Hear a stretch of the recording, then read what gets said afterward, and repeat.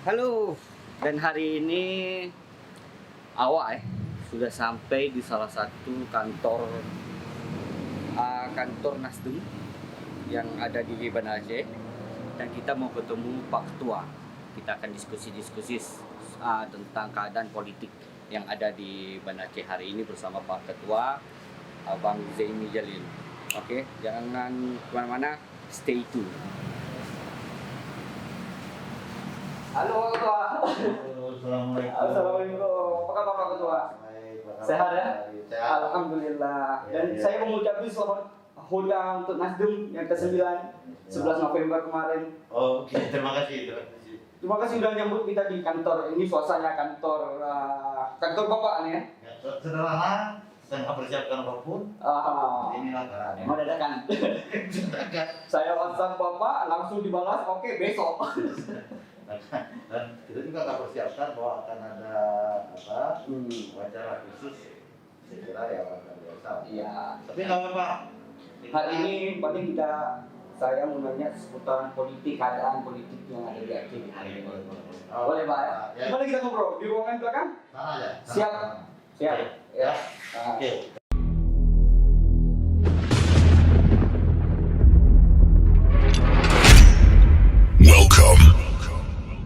Ya, kita sudah di meja, sudah di Pak, izin kita buka ini ya. Ya. Jarak kita sudah semeter. Oke. Oke.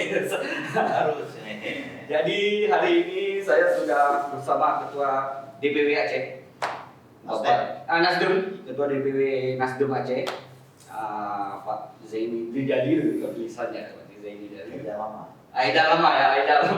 Tapi orang-orang tanya-tanya, Bapak ada hubungan famili dengan Pak Sofyan Jalil? Tidak sama umat Islam. Sama-sama Islam ya. Oke, karena ini kita berbicara dengan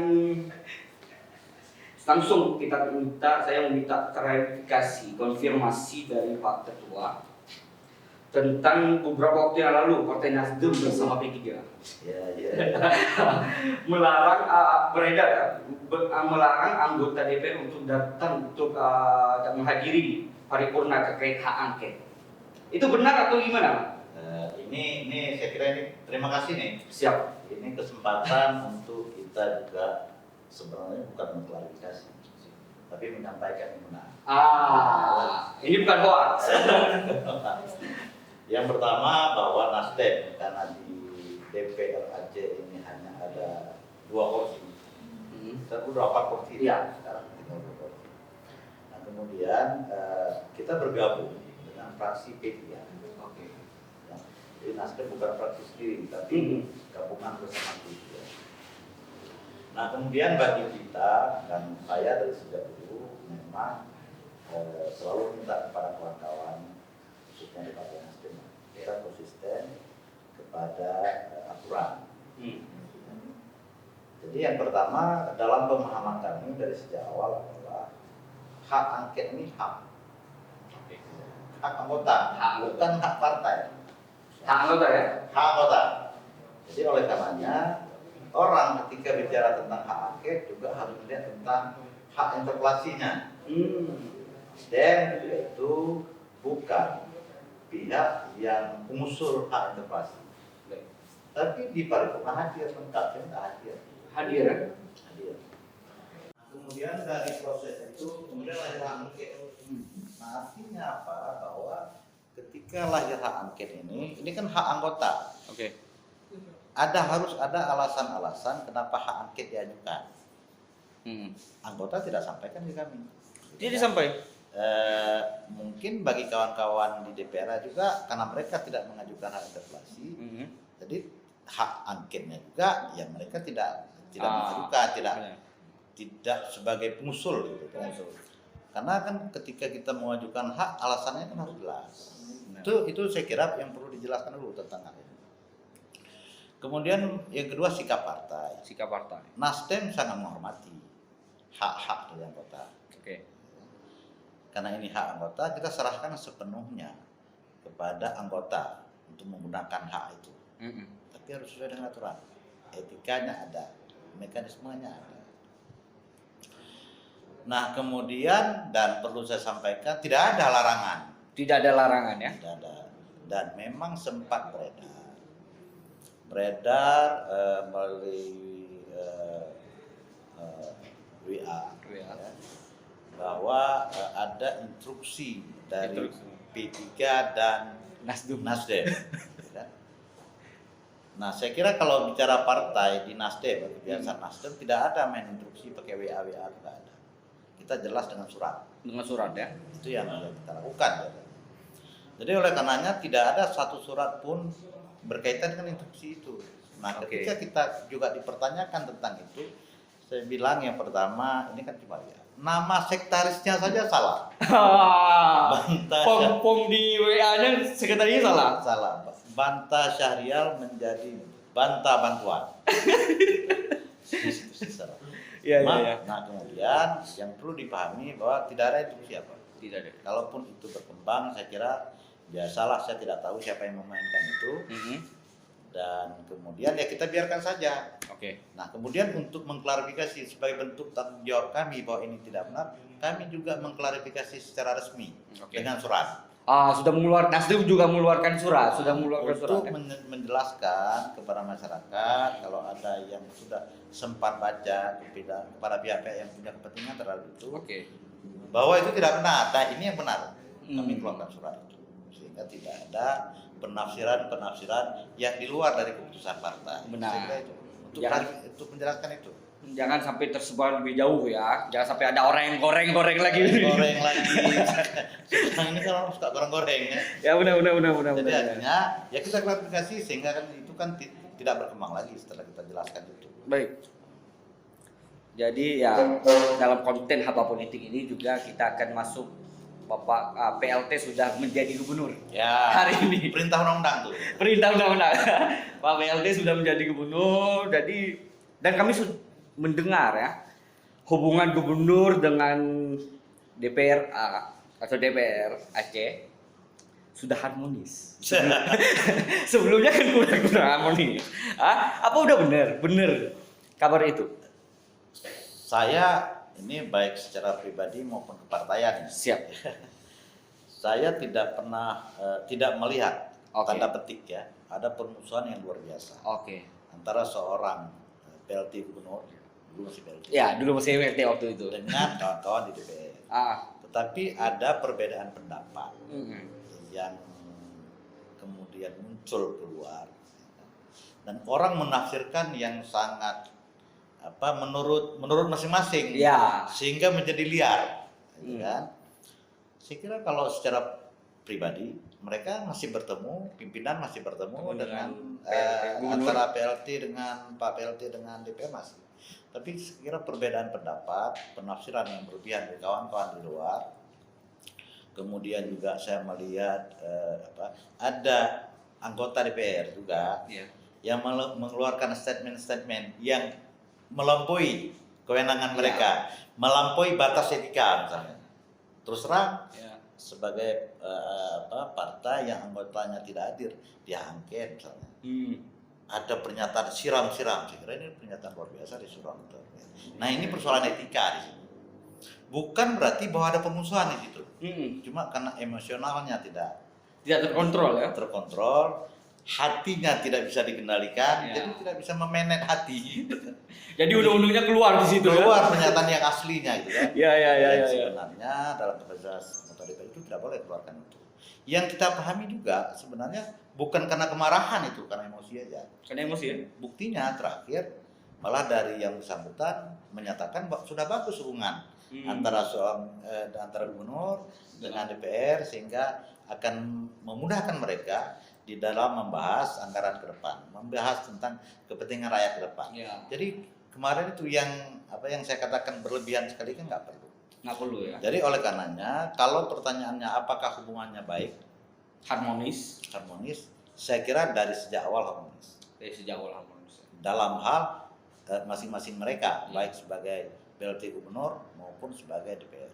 Perbedaan pendapat saya kira biasa. Itu yang terjadi. Perbedaan pendapat, mungkin ada yang pendapat yang belum seide, gitu kan? Tapi cukup lumayan panas sih sebenarnya Pak. Panas, karena panasnya ya sama seperti saya katakan tadi. Ada sebagian anggota tidak bisa memanage emosi dia sendiri. Akhirnya politisi itu harus banyak sabar, harus banyak gitu ya. Nah kemudian direspon oleh masyarakat, ada pro kontra, sehingga ini yang kita sesalkan.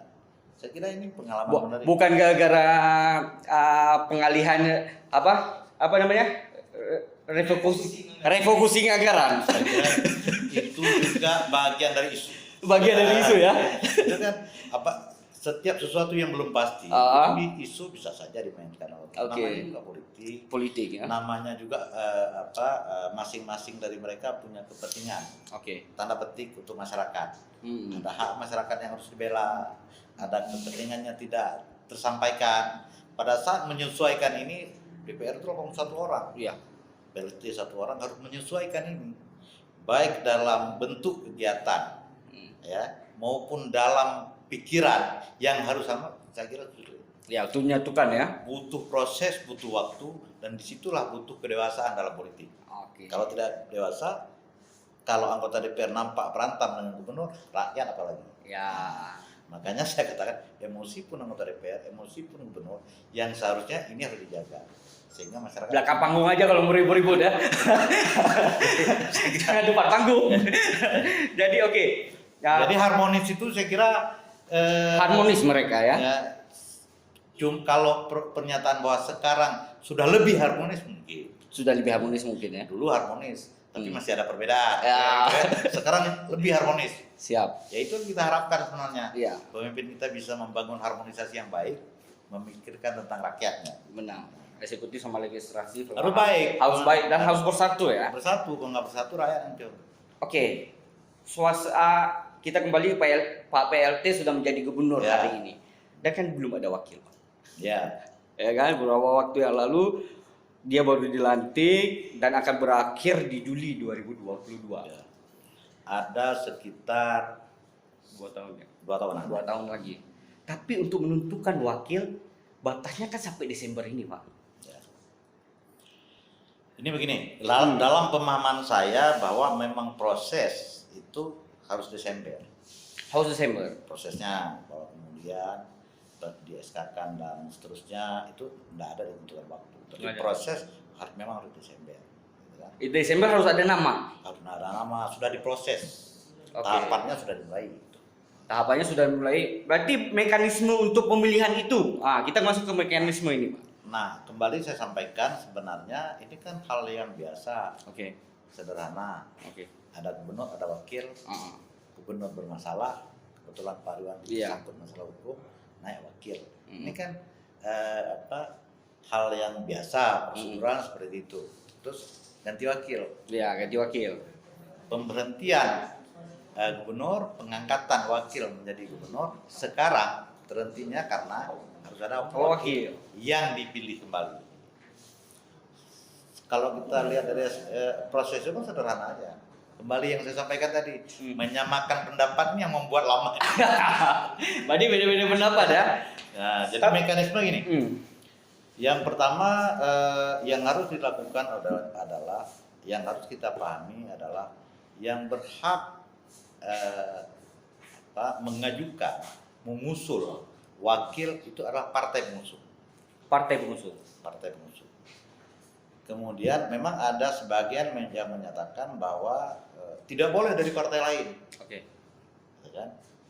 Undang-undang mengatur yang mengusulkan partai pengusung. Siapa boleh saja dari yang lain. Ya, ini pemahamannya dulu, gitu kan? Nah kemudian saya sering sampaikan ini, dalam politik itu ada undang-undang yang nggak boleh dilanggar. Karena kalau dilanggar bisa dibuktikan batal secara hukum atau dapat diminta pembatalan. Ada juga masalah etika. Ya. Nah, ketika berbicara tentang siapa yang berhak diusung secara undang-undang, kalau menurut saya ini, ya, itu adalah semua partai pengusung berhak. Semua partai pengusung. Jadi ada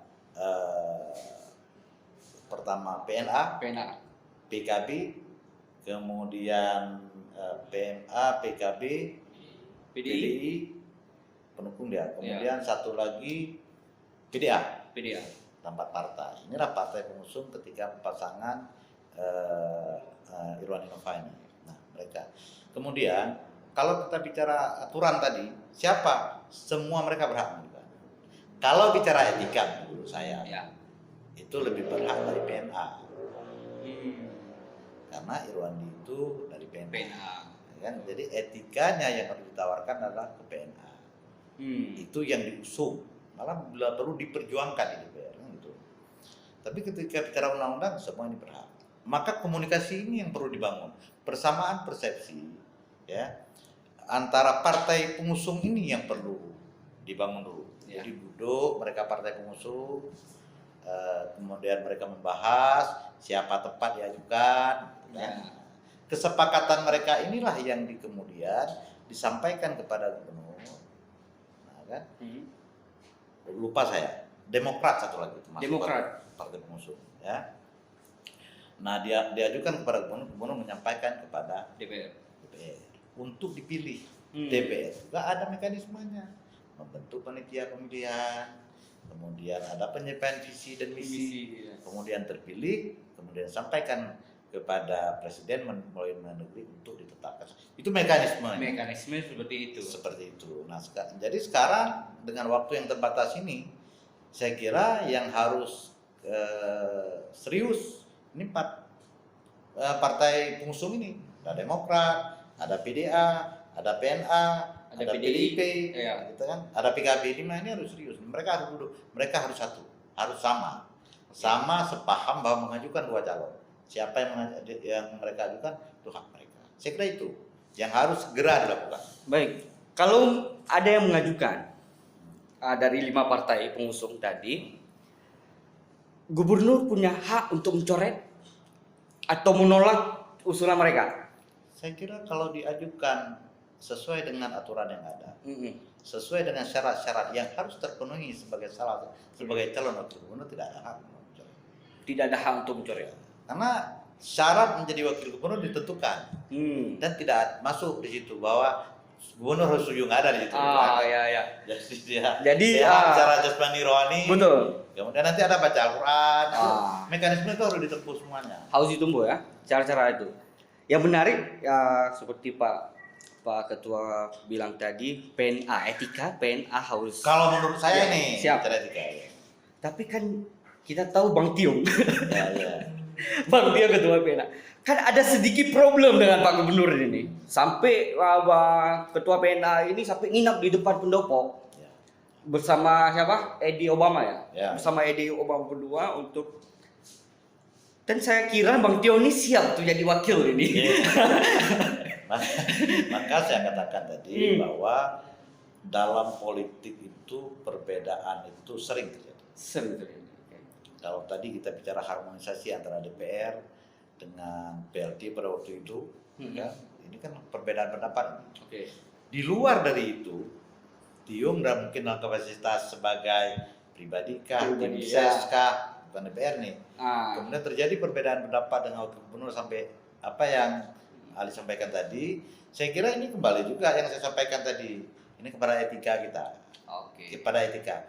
Kalau pertanyaannya apakah boleh? Boleh saja. Untuk maju sebagai wakil tidak ada persoalan itu. Tidak. Dan Pak Gubernur nggak bisa mencoret nama itu ya? Saya kira enggak. Kalau dari sisi sejauh mekanisme sudah ditempuh, saya kira enggak bisa. Terima kasih. Berarti Bang Tiong ini ada kemungkinan menjadi wakil gubernur ya? Saya kira siapa aja yang diusulkan oleh partai pengusung itu ada. Syaratnya diusul oleh partai pengusung. Diusul oleh partai pengusung. Jadi ya semoga, dan kemungkinan ada atau enggak ini wakil sampai 2022 nanti.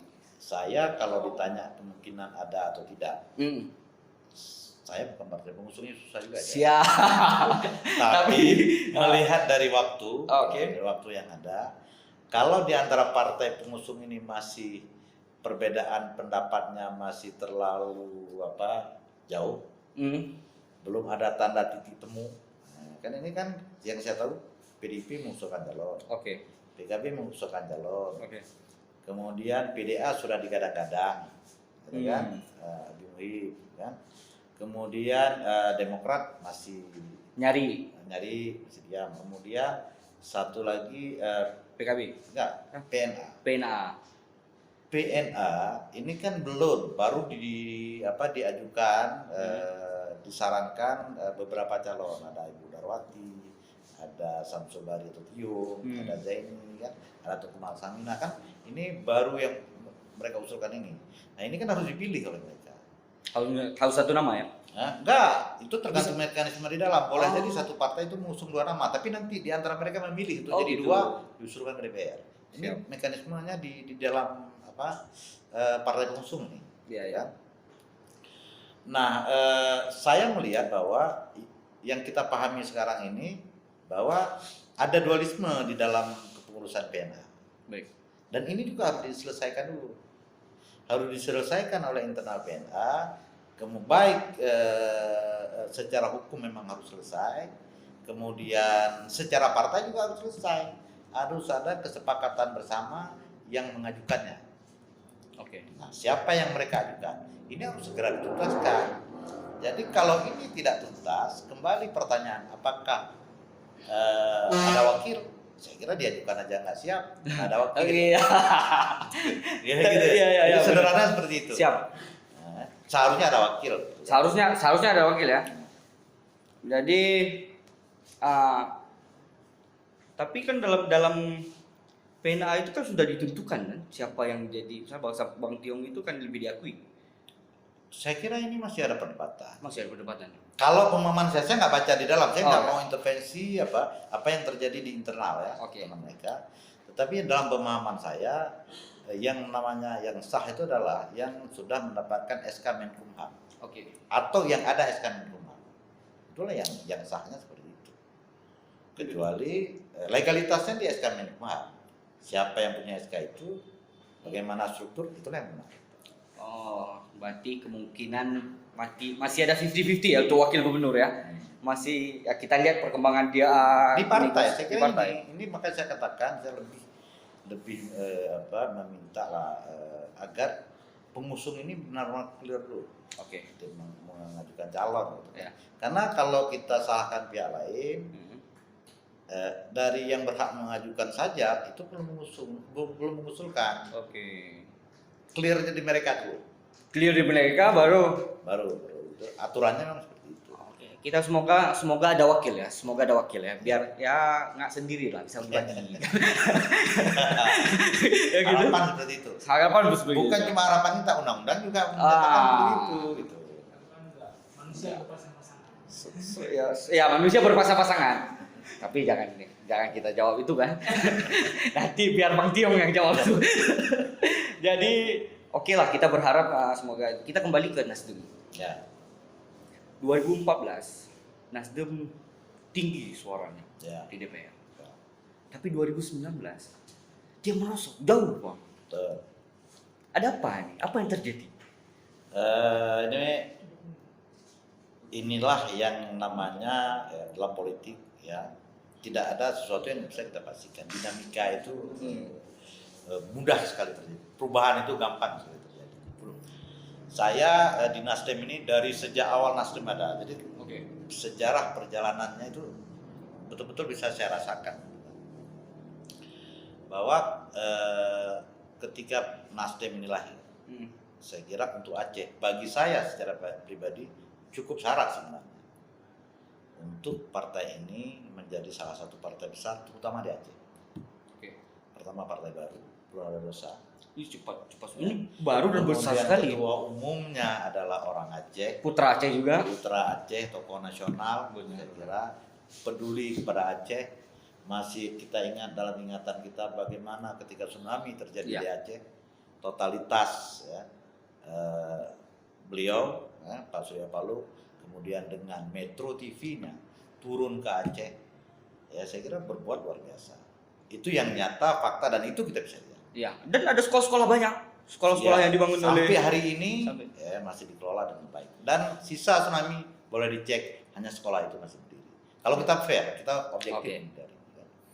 Nah, di samping memang kita harus mengakui juga banyak peran-peran beliau ya, di tingkat nasional yang memperhatikan Aceh, peduli kepada Aceh, kadang-kadang tidak perlu diutus. Artinya semangat keajehan beliau dan kita seharusnya nyambung. Ya, itu yang saya pahami di awal. Alhamdulillah ketika di 2014 respon masyarakat bagus. Bagus sekali. Sebagai partai baru kita pada waktu itu dapat 2 kursi DPR RI, Oke. 8 kursi DPR provinsi, kemudian 62 kursi di DPR kabupaten kota. Respon positif.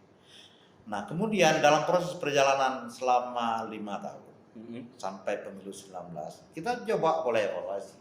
Kalau kita bicara objektif terhadap pentingnya kehadiran sebuah partai untuk melakukan perubahan-perubahan. Karena ada konsep dari Pak Surya, ada keinginan dari Pak Surya, Partai Nasdem ini sebagai partai yang membawa perubahan dalam skala, terutama cara berpikir. Kita diminta jujur, ya. Kita diminta, kalau kita tidak sanggup melakukan perubahan-perubahan untuk orang lain, paling tidak kita berubah. Ya. Jadi mindset cara berpikir kita memang harus kita ubah. Itu yang diharapkan. Ada kejujuran. Jadi politisi harus menunjukkan benar-benar menjadi contoh, teladan. Atau paling tidak berusaha semaksimal mungkin bahwa tingkah laku perbuatan dia di tengah masyarakat itu atau keputusan partainya tidak merugikan masyarakat. Itu yang memang selalu disampaikan oleh Ketua Umum. Dan di Aceh saya kira Nasdem sudah mencoba walaupun belum. Saya akan sampaikan nanti sampai kenapa gagal. Ini saya sampaikan ini dalam kapasitas saya sebagai ketua. Oke. Ada instruksi DPP yang sangat jelas. Nasdem tanpa mahar. Nasdem tanpa mahar. Saya kira ini sebuah cara berpolitik yang baru. Partai ini tidak boleh ditransaksikan dengan bentuk uang atau apapun untuk bisa melahirkan seorang pemimpin. Karena kalau transaksi-transaksi itu terjadi, pemimpin ke depan akan terikat dengan transaksi itu. Ya. Kemudian yang kedua, pemimpin ke depan yang memang ada tokoh-tokoh yang diharapkan bisa muncul karena kemampuannya terbatas, dia nggak bisa calon karena uang nggak ada. Ya. Oleh karenanya Nasdem membuat konsep tanpa mahar ini agar ruang ini diberikan kepada mereka, kepada orang-orang jujur, kepada orang-orang baik, gitu kan? Atau memang kepada politisi yang selama ini sudah berjibaku dalam dunia politik dan kemudian jadi pemimpin, tapi modalnya tidak karena faktor tanah itu. Jadi artinya ketika dia memimpin benar-benar lah bisa berbuat yang terbaik untuk masyarakat. Itu visi gerakan perubahan ya. Itu yang pertama lah. Nah, oleh karenanya Nasdem itu tanpa mahar itu benar-benar kita praktekkan. Jadi tidak ada calon kepala daerah yang pakai mahar, yang menggunakan mahar. Mungkin kalau ini kita sampaikan kepada masyarakat, aneh ini partai ini. Tidak percaya mereka. Mereka cuma ngomong tanpa mahar. Ya. Tapi dalam praktek banyak yang ada mahar. Susah memang kita lakukan perubahan, meyakinkan masyarakat. Karena praktek-praktek selama ini sudah tidak benar. Ketika kita lakukan sesuatu yang benar, kita dianggap gila dan tidak benar lagi dan. Karena berbeda, Pak. Karena ada hal yang beda, makanya saya sebagai ketua partai pada waktu itu ketika itu diminta, saya bilang kepada semua kader partai Nasdem saya sampaikan, yang penting kita dulu yang benar. Oke. Kita buat aja yang benar. Bahwa persoalan masyarakat percaya nggak percaya itu sekarang. Mungkin nanti begitu dia lihat, begitu dia percaya, dia juga akan percaya. Nah inilah yang harus kita buktikan. Dan memang kita lakukan itu. Oke. Perlahan-lahan mungkin partai lain juga sudah mulai ikut-ikut. Tidak ada yang sudah ikut. Dan saya kira ini sesuatu yang baik lah. Ya. Kemudian yang kedua, kami juga melakukan pengawasan yang ketat di DPR. Oke. Ya, boleh dicek itu bahwa Nasdem melarang kadernya melakukan perjalanan ke luar negeri. Ke luar negeri? Kenapa itu? Ya, karena gini, bagi kami bukan berarti kami anti ke luar negeri. Oke. Tapi Anda melakukan perjalanan ke luar negeri harus dilihat juga manfaat untuk rakyat itu apa. Oke, katakanlah ada studi banding. Studi banding ke Australia ini misalnya contoh. Oke. Tentang bagaimana di sana ternak bisa hidup, bisa berkembang sedemikian baik. Ini contoh. Tapi itu setiap tahun dilakukan studi banding. Kan kesempatan mahal Pak untuk jalan-jalan Pak. Enggak, kalau kita bicara kepentingan itu. Setiap tahun itu dilakukan. Iya. Manfaatnya itu apa? Kemudian dengan era sekarang ini, ya, kita terlalu gampang mencari informasi seperti itu. Tinggal di Google informasi lengkap. Jadi saya kira ada hal-hal yang memang kita bisa sederhanakan dan bisa menyelamatkan uang rakyat. Kenapa kita harus boros? Oke. Itu kalau alasan kepentingan studi banding kepentingan Studi. rakyat dengan DPR, ya kan? Oke. Tapi kalau ketika ada alasan memang mau jalan-jalan, ya jangan setiap tahun lah. Lah, Karena ada buat fasilitas aja. itu kan. Setahun sekali mau jalan-jalan Boleh. Satu periode sekali boleh. Boleh lah. Mungkin disepakati itu.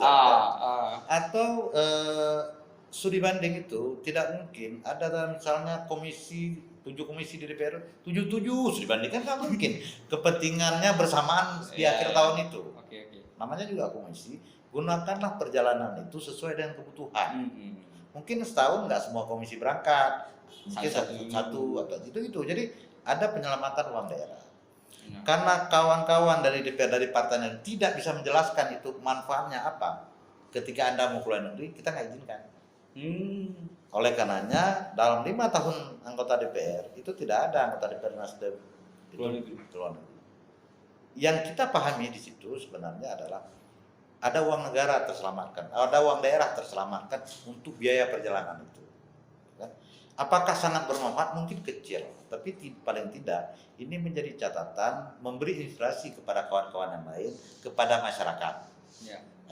untuk memberi dukungan kepada hal-hal yang baik ini. Kalau hari ini Nasdem melakukan sikap seperti itu, mungkin ke depan semua anggota DPR akan bersikap seperti itu. Saya kira akan banyak uang Ya. daerah yang terselamatkan. Yang kita harap, Baik. nah saya kira itu yang sudah dilakukan oleh Nasdem. Di samping memang transparansi tentang kegiatan, nggak boleh terima fee, dan itu ditunjukkan oleh kader-kader Nasdem. Memang tidak semua sama, tetapi paling tidak di situ menunjukkan Nasdem ini, partai ini tidak melarang. Ketika anggota DPR itu berbeda-beda, ada yang menunjukkan sampai slip gajinya Ya. misalnya, ada yang menyalurkan kegiatan aspirasinya secara terbuka, Ya. tidak boleh terima fee, dan itu diumum, silakan saja, sejauh itu baik. Oleh karenanya dalam hal seperti itu partai tidak intervensi, kita beri kebebasan kepada itu. Ya, nah saya kira itu beberapa kawan-kawan yang sudah lakukan di DPR dan itu muncul memang. Saya kira itu bukan hal yang nggak baik, itu hal yang baik. Caleg, saya kira untuk 2019 Nasdem punya caleg yang terbaik, saya kira. Baik untuk DPR RI, mantan bupati di situ, kemudian anggota DPR incumbent di situ, kemudian mantan anggota DPR, mantan ketua DPR. Saya kira lumayan bagus caleg-caleg untuk DPR RI. Ya. Begitu juga DPR provinsi, begitu juga DPR kabupaten kota. Bagus semuanya, menurut kami. Dan tentu ini kita juga bisa cek kembali. Kan? Kemudian yang kedua, kerja-kerja partai. Saya kira Nasdem ini sudah melaksanakan dengan baik. Saya tidak pernah salahkan kader saya. Kenapa? Pertama, struktur partai Nasdem itu lengkap, sampai kecamatan Berau lengkap, apalagi kabupaten, provinsi lengkap. Sayap, Garnita, kemudian itu bekerja dengan baik. Garda, Liga Masyarakat itu bekerja dengan baik. Caleg sendiri boleh dilihat di KIP misalnya, bahwa salah satu partai yang terlengkap calegnya itu adalah Nasdem. Saya kira ada beberapa partai lain memang, ada Nasdem, ada partai-partai lain juga, Golkar, kemudian PA, itu lengkap. Tapi banyak yang tidak lengkap. Artinya apa? Tidak 100% di setiap kabupaten kota. Nasdem salah satu partai yang terlengkap. Semua. Nah, semuanya 100%. Nah, artinya kan itu bekerja maksimal. Tapi tahu-tahu kenapa? Pemilu 2019 Anjlok parah. Itulah saya katakan tsunami politik yang nggak pernah kita duga. Sama seperti datangnya tsunami, nggak pernah kita duga. Tapi yang ada- mengatam. Tapi ada dua isu yang saya minta klarifikasi atau konfirmasi. Sebelumnya ada yang namanya kasus PTIMM, Ya. ya. PTIMM yang katanya PTIMM ini adalah milik Pak Ketum Pak Surya Paloh. Jadi mungkin apa gara-gara itu juga berpengaruh suara. Nah, ini makanya yang saya sampaikan tadi adalah upaya maksimal kita ingin berbuat yang terbaik. Oke. Tapi itu normatif. Saya kira yang irrasional sekali. Ya, menurut saya ini, ya, orang bisa percaya kepada hoax, kepada isu yang dimainkan secara masif dan kita percaya.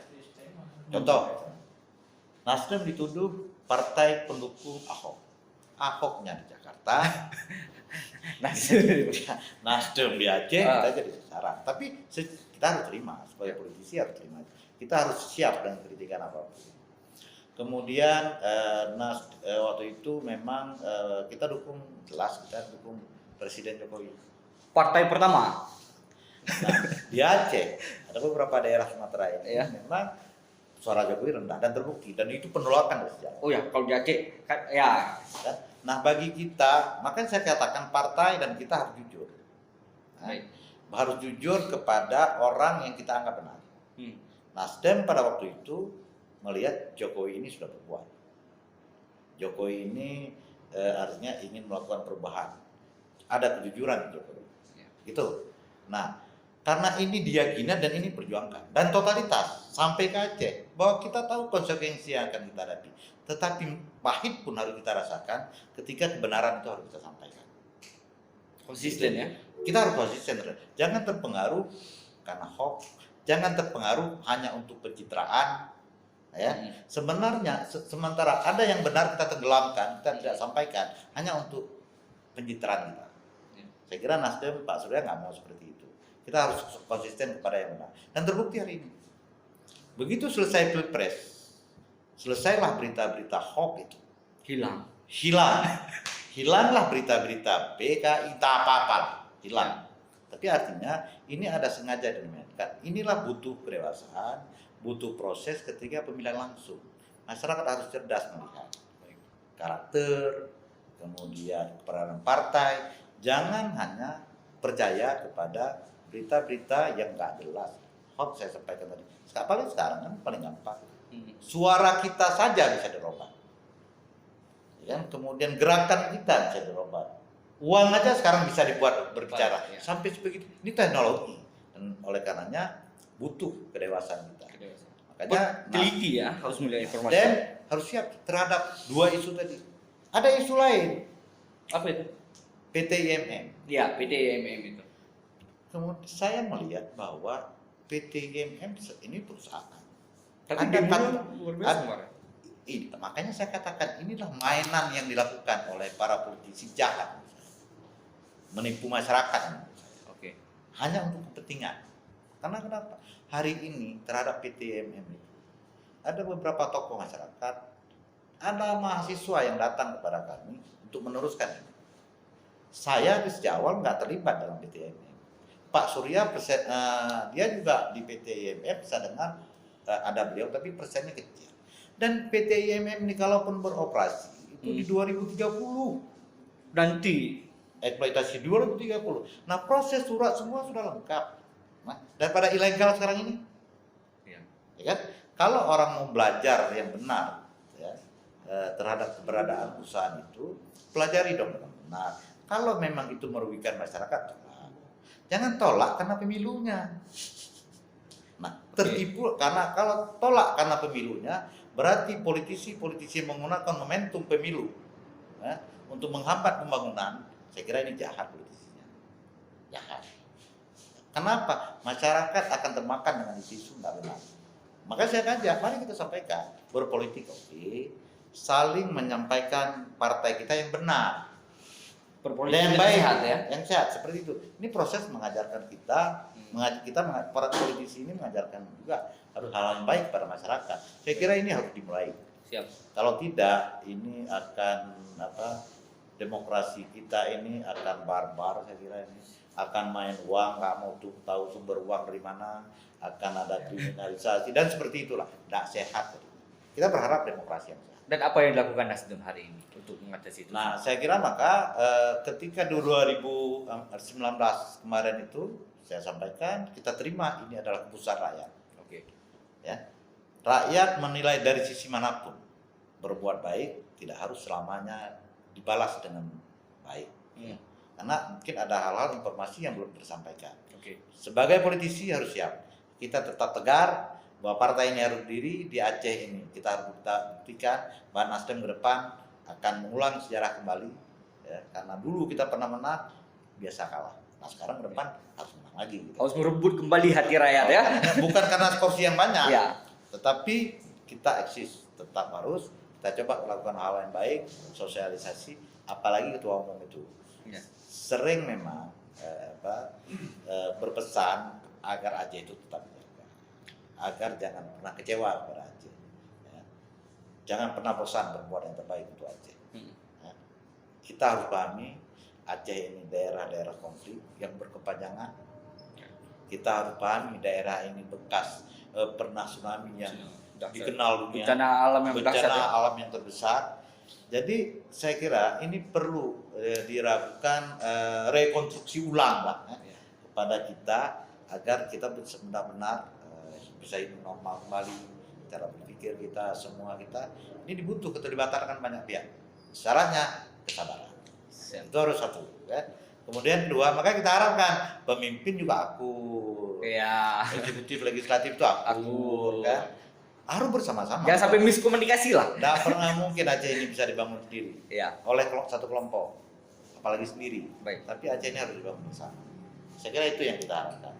Baik, kita sudah masuk ke ujung. Sedikit untuk apa yang harus diperbaiki dari politik Aceh hari ini?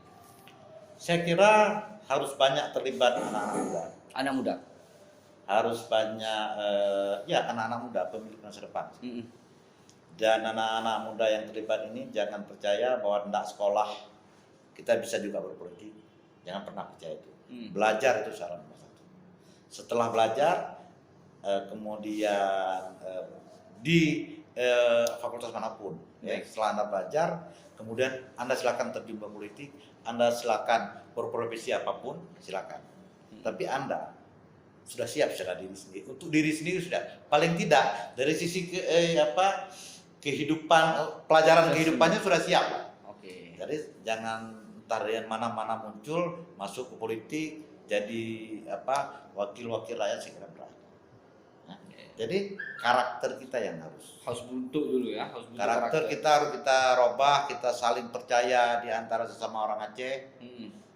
Kita harus berusaha ya, meminimalisir pikiran-pikiran negatif, ya, memaksimalkan pikiran-pikiran positif. Ya. Karena kalau kita berpikir positif, hasilnya positif. Ya. Negatif lagi, gitu kan. Jadi saya kira introspeksi seluruh kita orang Aceh, terutama para pemimpin partai politik, introspeksi lah. Ya. Introspeksi diri ya. Jangan hanya kepentingan partai, jangan hanya kepentingan diri sendiri.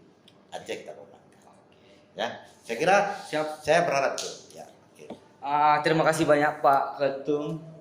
Sudah, Pak Ketum, Pak Surya. Pak Surya Palu, apa kabar hari ini? Sehat? Alhamdulillah beliau sehat. Ya, cuma sekarang karena sibuk-sibuk daerah lain kan ada pilkada. Oh ya. Pilkada di 2020 ini. Kecuali Aceh. Iya, siap. Pilkadanya. Nah, titip salam lah dari kita anak-anak muda Aceh. Kalau beliau udah ada di Aceh, boleh kita diskusi. Boleh. Ya. Anak muda harus tetap semangat. Siap. Ya.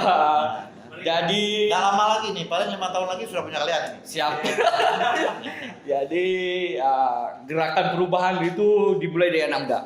Seperti yang kata Pak Ketua Nasdem Aceh. Jadi ya kita Jangan udah pernah bosan berbuat yang baik. Jangan pernah bosan berbuat untuk yang baik. Siap. Apalagi Jadi, itu aja. terima kasih Pak sudah menyambut kami di kantor. Ya, sama-sama. Sudah menyambut sangat humble beliau. Semoga bermanfaat untuk masyarakat, wawasan politik masyarakat juga terbuka. Ya. Jangan lupa like, share, and subscribe lah pastinya. Ya. Harus dan itu Siap. harus. Terima kasih banyak. Saya tutup. Wabillahi taufiq wal hidayah. Assalamualaikum warahmatullahi wabarakatuh. Terima kasih. Waalaikumsalam. Terima kasih. Mantap. Alhamdulillah.